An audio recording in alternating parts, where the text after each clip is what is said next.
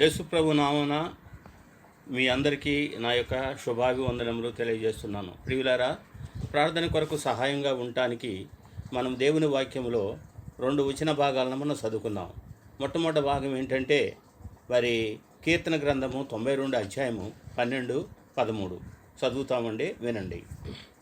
నీతిమంతులు ఖర్జూర వృక్షం వలె మువ్వు ఎదురు, లెబానోను మీది దేవదారు వృక్షం వలె వారు ఎదుగుదురు.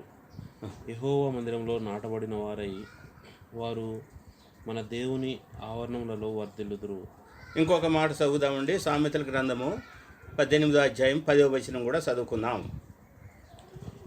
యెహోవా నామము బలమైన దుర్గము, నీతిమంతుడు అందులోనికి పరుగెత్తి సురక్షితంగా నుండును. ప్రార్థన చేసుకుందాం. ప్రేమ గల మా పరలోక తండ్రి, ఈ సాయంకాలం ప్రార్థన కూడికు సియోను ప్రార్థనా మందిరంలో మేమందరము నీ సన్నిధి చుట్టూ, నీ సన్నిధిలోకి వచ్చి నీ వాక్యం చుట్టూ చేరి ప్రభా, మా అక్కర నిమిత్తము నీ సన్నిధిలో సాగిలపట్టడానికి మీరు ఇచ్చిన దానికి వందనాలు. నువ్వు నమ్మకమైన దేవుడవు, గొప్ప దేవుడవు. అక్కరగల ప్రజలకు ప్రభా, నీ బిడ్డలైన వారికి నీవు సమకూర్చి సహాయం చేసేవాడు. అందుకని నీకు వందనాలు.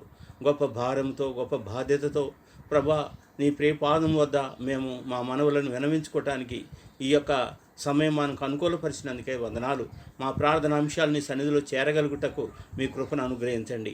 మరి మా ప్రార్థన కొరకు సహాయంగా ఉండటానికి నీ మాటలను వాగ్దాన రూపంలో మేము చదువుకొని ధ్యానించి తద్వారా ప్రార్థన చేయడానికి సాయం చేయమని, ఈ సమయం మాకెంతో ఆశీర్వదకరంగా చేయమని, మా ప్రభు నన్ను ఖాళీ చేయమని, ఆత్మతో నింపమని, నేను కాదు మీరే మాట్లాడమని మా ప్రభు ప్రియరక్షకుడైన యేసుక్రీస్తు ప్రభు పేరిట ప్రార్థించి వేడుచున్నాము తండ్రి. ఆమెన్. ప్రియులారా, ఈ సమయంలో నేను ప్రార్థన కొరకు సహాయంగా ఉండటానికి నీతిమంతులు అనే విషయాన్ని మరి జ్ఞాపకం చేసుకోవటానికి దేవుడు నాకు ఇచ్చిన భారాన్ని బట్టి మీ ముందు తీసుకొస్తూ ఉన్నాను. ప్రియులారా, నిజమే, ఈ లోకంలో దేవుని వాక్యం చెప్తా ఉంది, నీతిమంతుడు లేడు, ఒక్కడు లేడు. అయితే నీతిమంతులుగా చేయబడిన వారు కూడా ఉన్నారు. అందుకోసమే దేవుడు మనల్ని నీతిమంతులుగా తీర్చడానికి ఇష్టపడ్డాడు. అందుకని యేసుక్రీస్తు ప్రభు ఈ లోకానికి వచ్చాడు. మనం నీతిమంతులుగా చేయబడటానికి 4 ఆధారాలు ఉన్నట్టుగా దేవుని వాక్యంలో చూడగలం. మొట్టమొదటి చూసినట్లయితే మనము రోమీయులకు రాసిన పత్రిక 5వ అధ్యాయము 1వ వచనంలో చూసినట్లయితే ఏమంటాడంటే, నీతిమంతుడు విశ్వాసం ద్వారా మరి నీతిమంతులుగా చేయబడి దేవునితో సమాధానం కలిగి ఉంటామని దేవుని వాక్యంలో రాయబడి ఉంది. అదే అధ్యాయం 9వ వచనంలో కూడా మరి రక్తం ద్వారా మనం నీతిమంతులుగా చేయబడతామని వాక్యంలో రాయబడింది. 3వ విషయం మనం చూసినట్లయితే మరి అదే అధ్యాయం 15వ వచనంలో దేవుని కృప ద్వారా మనము నీతిమంతులుగా చేయబడతామనే విషయాన్ని చూస్తున్నాం. ఇంకొక మాట ఆఖరిగా చూసినట్లయితే మరి రోమా రాసిన పత్రిక 4వ అధ్యాయం 24వ వచనంలో దేవుని యొక్క మరణము, భూస్థాపన, పునరుద్ధానమందు విశ్వాసం ఉంచుడు ద్వారా మనం నీతిమంతులుగా చేయబడతాం. ఈ విధంగా మనం నీతిమంతులుగా చేయబడ్డాం. అయితే నీతిమంతులుగా చేయబడిన తర్వాత మరి మన జీవితాన్ని దేవుడే నడిపించేవాడుగా ఉంటాడు. ఈ విషయాన్ని మనం దేవుని వాక్యంలో చూడగలము. ఏమంటే, నీతిమంతుడు విశ్వాసమూలంగా జీవించునని దేవుని గ్రంథంలో 4 చోట్ల రాయబడి ఉంది. హబక్కూకు గ్రంథము 2వ అధ్యాయం 4వ వచనంలో నీతిమంతుడు విశ్వాసమూలంగా జీవించును. రోమాపత్రిక మరి 1వ అధ్యాయం 17వ వచనంలో కూడా నీతిమంతుడు విశ్వాసమూలంగా జీవించును. మరియు గల్తీ పత్రిక 3వ అధ్యాయం 11వ వచనంలో కూడా నీతిమంతుడు విశ్వాసమూలంగా జీవించును. హెబ్రీ పత్రిక 10వ అధ్యాయం 38వ వచనంలో కూడా నీతిమంతుడు విశ్వాసమూలంగా జీవించును. కాబట్టి ఆ దేవుని యందు విశ్వాసము అనేది మన జీవితంలో మన జీవితులుగా చేసి తద్వారా నడిపించేదిగా ఉంటూ ఉంది. అనేక సార్లు మనము విశ్వాస జీవితంలో మరి వీగిపోకుండా ఉండటానికి మనకు దేవుడిచ్చిన సావాసము, దేవుడిచ్చిన ప్రార్థన సావాసం అయితేనేమి, వాక్య పరిచర్య సావాసం అయితేనేమి మనకెంతో దోహదపడుతుంది. ఈ యొక్క విషయాల్లో మనం సక్రంగా లేకపోతే అనేక సార్లు మనము పడిపోయే వారంగా ఉంటాం. మనము విశ్వాసంలో నడిపింపబడలేని వారంగా ఉంటాం. ఈ లోకంలో అనేక మంది క్రైస్తవులు అనబడిన వారు చూస్తున్నాము. అనేక మంది విశ్వాసులు అంటున్నారు, కానీ వారు పడిపోతున్నారు. వారు ఈ లోకంలో కలిసిపోతున్నారు. వారిలో దైవత్వం లేకుండా పోతుంది. వారు దేవుడిని ప్రదర్శించటంలో, దేవుడిని ప్రకటించటంలో, దేవునికి సాక్ష్యంగా ఉండటంలో అనేక మంది తప్పిపోయిన వారిగా ఉంటాం. అయితే దేవుని వాక్యం మనం హెచ్చరిస్తుంది. మొదటి కొరింథీ రాసిన పత్రిక 10వ అధ్యాయము 12వ వచనంలో ఒక మాట ఉంది, చదువుకుందాం. మొదటి కొరింథీ 10వ అధ్యాయం 12వ వచనం చదవండి. తాను నిల్చున్నానని తలంచుకున్నవాడు తాను నిలుచున్నానని తలంచుకునేవాడు పడకుండునట్లు పడిపోకుండానట్లు జాగ్రత్తగా చూసుకోవాలని ఉంది. కాబట్టి నిలుచున్నానని చెప్పుకునేవాడు తను పడిపోకుండా జాగ్రత్తగా లేకపోతే అజాగ్రత్త అయిపోద్ది, పడిపోయేవారంగా ఉంటాం. ఈ లోకంలో అనేక మంది పడిపోతున్నారు. ఈ లోకంలో చాలామంది మనం చూసినట్లయితే 4 రకాలైన క్రైస్తవులు ఉన్నట్లుగా మనం చూడగలం. మొట్టమొదటి రకం క్రైస్తవులు ఏమంటారు, వాడు మతస్థులుగా ఉంటారు. వారికి రక్షణ ఏంటో తెలియదు. ఏమంటారంటే రక్షింపబడ్డామంటే నాకు రక్షణ ఏంటో తెలియదు అంటారు. రెండో రకం మనుషులు ఉంటారు, వారు ఏమంటారు, మేము రక్షింపబడ్డారంటారు కానీ రక్షణ పొందేమంటారు కానీ వాళ్ళలో రక్షణ కార్యం సక్రంగా జరగలేదు. వారు ఎట్లుంటారంటే మబ్బుగా, తర్వాత వాళ్ళు ఎట్లుంటారు, మత్తుగా ఉంటారు అనే విషయాన్ని మనం చూడగలము. కాబట్టి ఆ విధంగా వారిలో జీవం లేదు. వాడు ఎట్లుంటారంటే డిమ్ లైట్గా ఉంటారు. అనగా రాత్రిపూట డిమ్ లైట్ వేసినట్టుగా క్రైస్తవులని పేరు ఉంది కానీ వారు అంటారు జీవించుతున్నామని పేరు ఉంది కానీ మృతులు అంటారు. మూడో రకం మనుషులు ఎట్లుంటారంటే రక్షింపబడ్డాము, మేము పరిచర్య కూడా చేస్తాము, ఆ తర్వాత మేము పాటలు పాడతాము, వాక్యం అక్కడ ఇక్కడ నేర్చుకుంటారు కానీ రక్షణ నిశ్చయిత లేని వారిగా ఉంటారు. అలాంటి వ్యక్తులు కూడా ఉంటున్నారు. తర్వాత 4వ రకం క్రైస్తవులు ఎలా ఉంటారంటే వాళ్ళు ఎక్కడ పోయినా సాక్ష్యం ఇస్తారు, వాళ్ళు ఎక్కడ పోయినా పరిచయం చేస్తారు, వారు ఎక్కడ పోయినా దేవుని సాక్షులుగా ఉంటారు, ఎక్కడ పోయినా కూడా సువార్త ప్రకటిస్తారు.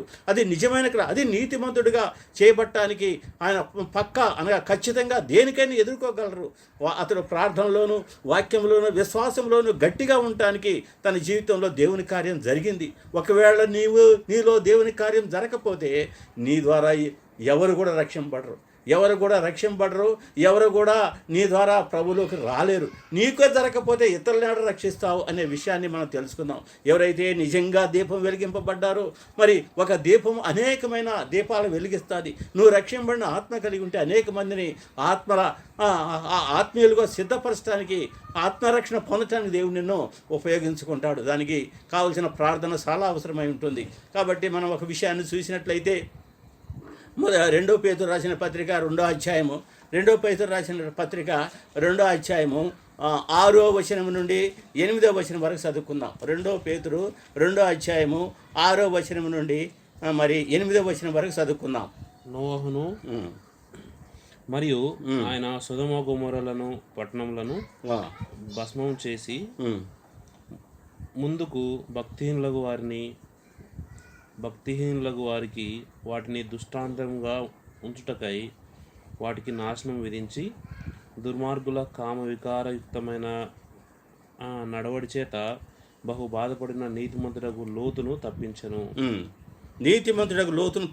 తర్వాత ఆ నీతిమంతుడు వారి మధ్యన కాపురం ఉండి తాను చూచిన వాటిని బట్టి వినిన వాటిని బట్టి వారి అక్రమమైన క్రియల విషయంలో దినదినము నీతిగల తన మనస్సును నొప్పించుకొనుచు వచ్చాను. కాబట్టి ఇక్కడ మనం చూసినట్లయితే నీతిమంతుడైన లోతు జీవితాన్ని ఒకసారి మనము చూసినట్లయితే లోతు ఎక్కడ ఉన్నాడంటే అబ్రహాము నుంచి విడిపోయిన తర్వాత సొదొమ గొమొర్రా అనే ఆ యొక్క స్థలంలోకి వెళ్ళిపోయాడు. ఆ ప్రాంతానికి వెళ్ళిపోయాడు, సొంత ఇష్ట ప్రకారం వెళ్ళిపోయాడు, దేవుని చిత్త ప్రకారంగా వెళ్ళలేకపోయాడు.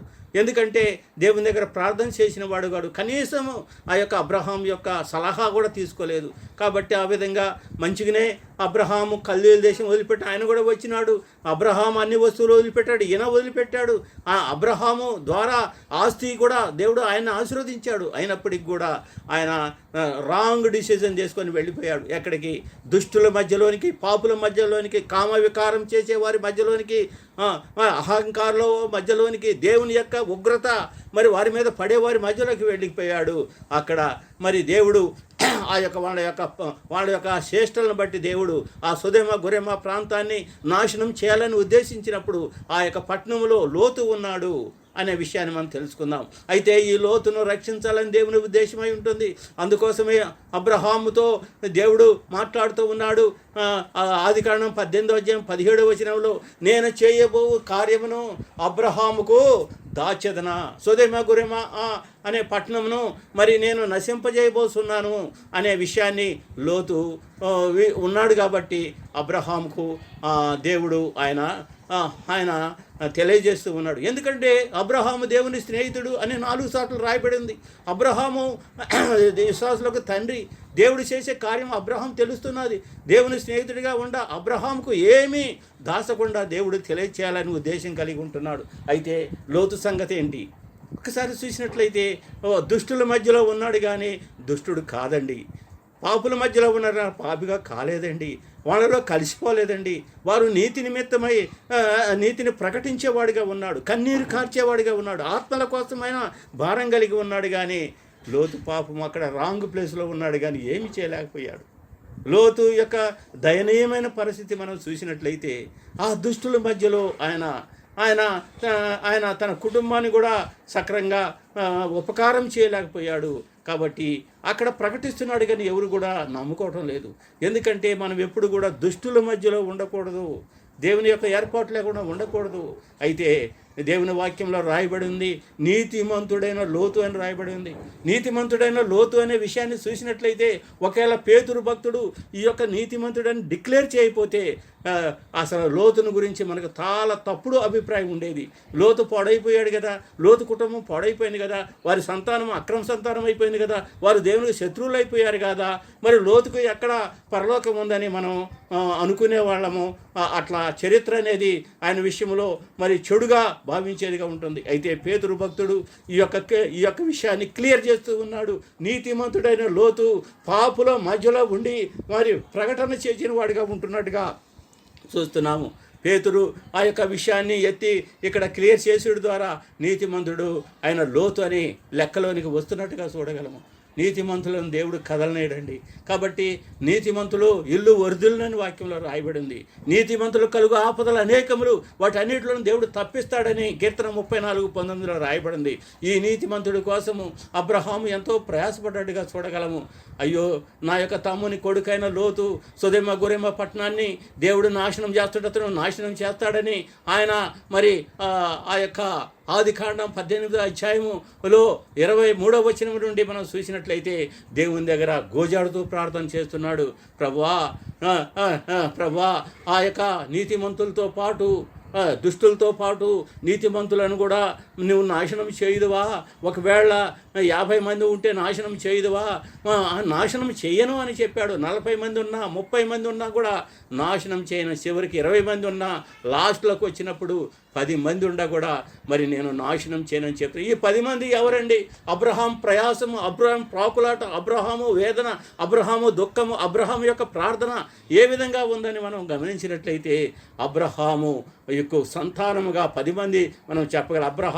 అబ్రహాం లోతు భార్య ఇద్దరు, తన యొక్క కూతుర్లు అల్లుళ్ళు ఇద్దరు, నలుగురు, తర్వాత కొడుకులు భార్యలు వాళ్ళు నలుగురు, మొత్తం కలిపి 10 మంది. అయితే కొడుకుల పేర్లు దేవుని గ్రంథంలో రాయబడలేదు. కొడుకులకు పెళ్ళయింది, వారి యొక్క కోడళ్ళు ఆ విషయంలో రాయబడలేదు. ఎందుకంటే వాళ్ళు లోకంలో కలిసిపోయారు, వాళ్ళ లోకస్తుల్లాగా అయిపోయారు. పరిశుద్ధాత్ముడికి దేవుడికి ఇష్టం లేదు లోతు యొక్క కుమారులు కానీ కోడళ్ళు కానీ లోతు యొక్క అల్లుళ్ళు కానీ పేరు ఎత్తడం లేదు. ఆ యొక్క లోతు కుమార్తెలు లోతు భార్యను గురించే చెప్తా ఉన్నాడు. కాబట్టి ప్రియులారా, ఈ విధంగా చూసినట్లయితే ఆయన మరి వారి కొరకు ప్రయాసంతో ఏం చేస్తున్నాడు? భారంతో ప్రార్థన చేస్తూ ఉన్నాడు. అయితే అక్కడ 10 మంది కూడా లేదన్నట్టుగా చూస్తున్నాము. కాబట్టి ప్రియులారా, ఈ లోకంలో మనం చూసినట్లయితే మరి అనేక మంది ఈ కరోనా వైరస్ ద్వారా అనేక మంది ఈ లోకంలో చనిపోతూ ఉన్నారు, ఎన్నో బాధలకు గురి అవుతున్నాడు. అయితే వాళ్ళందరూ కూడా నీతిమంతులుగా చేయబడాలా, వాళ్ళు ప్రభు రక్షించాలా, మనం భారంతో ప్రార్థన చేయాలని దేవుని యొక్క ఉద్దేశము.